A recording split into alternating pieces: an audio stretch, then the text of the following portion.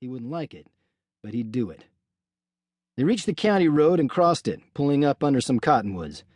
The day had been dry and hot, just as every other day had been for over a month, but it was cool down here under the ancient trees, cool enough to feel like paradise after 2 weeks of hard riding up there on Nevada Mesa, where there wasn't enough shade to cover a fair-sized lizard. Bill stepped down and began tugging off his boots. "Last man in's got a dirty neck," he said. Shanico didn't say a word, and he didn't hurry. Bill beat him into the water by a good 2 minutes. They swam across the river and back and crawled out to lie in the sand. The sun was almost down behind the high rims to the west. "Let's get down to bedrock," Shanico said. "You've been simmering for months. Now, I ain't standing up for old Mike. He's handed you the dirty end of the stick time after time, but you ain't got $50 to your name. Where do you figure to go?" "I don't know, and I don't care," Bill said. "All I know is I've had enough of the old man's guff." "We won't find nothing but trouble at the hellhole," Shanico said. "Charlie Gilbert don't want no pitchfork boys around. We'll wind up in a fight with Ludd, and there'll be hell to pay." "You scared?" "No, but—" "All right then," Bill said. "Me? I figure a fight with Ludd is just what the doctor ordered." "Something else," Shanico said. "What'll happen to your sis if you pull out?" "You've always been sweet on her. You could stay and cut Turk out." "A big chance I'd have," Shanico said bitterly. "He's got her roped and tied, looks like." "Well, I've said all I can to stop her. She's a big girl now." Shanico picked up a rock and threw it into the water. "There's another thing. Old Mike ain't gonna live forever.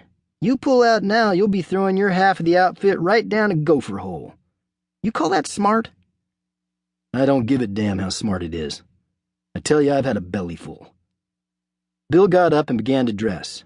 Shanico said, "I ain't blaming you, but I sure don't like to see you do something you'll be sorry for an hour after you ride off. You will be, and don't you forget it." "Why?" "Because old Mike's your dad."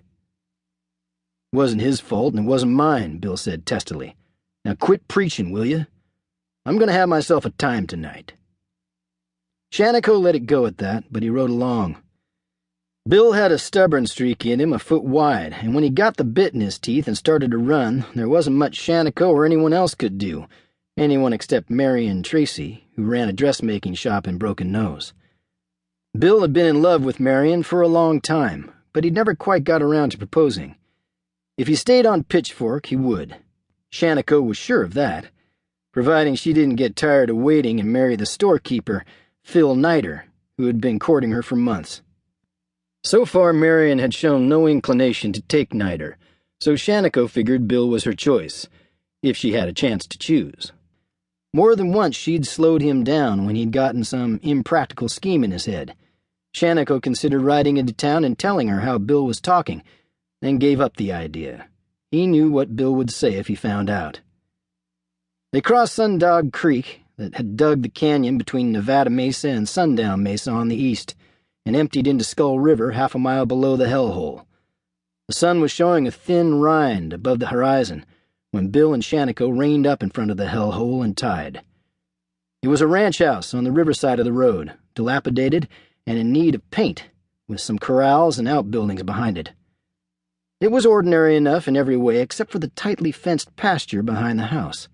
The pasture held over 100 calves, and the talk was that when a man wanted some fun in the hellhole, he found an unbranded pitchfork calf, brought it in, and gave it to Charlie Gilbert, who slapped his brand on it and turned it into his pasture. "Looks like we got the place to ourselves," Bill said. "Won't be no crowd, middle of the week this way." "Good thing for us," Shanico grumbled. "On a Saturday night, they tell me there'll be 20 men here, all of them talking about how to bust Pitchfork and run the Varneys over the hill." "Then it's time the Varneys came to them," Bill said. The front door was open. Bill hadn't been in the house since Charlie Gilbert had bought it. Outside, it appeared as run down as ever, with half a dozen Plymouth Rock chickens scratching in the dust of the barren yard, and a scarred tomcat that sat on a corner of the porch giving himself a much-needed bath. The step to the porch trembled under Bill's weight. To keep listening to this audiobook, I've left you a link in the description so you can do it, at no cost thanks to Audible's 30-day free trial.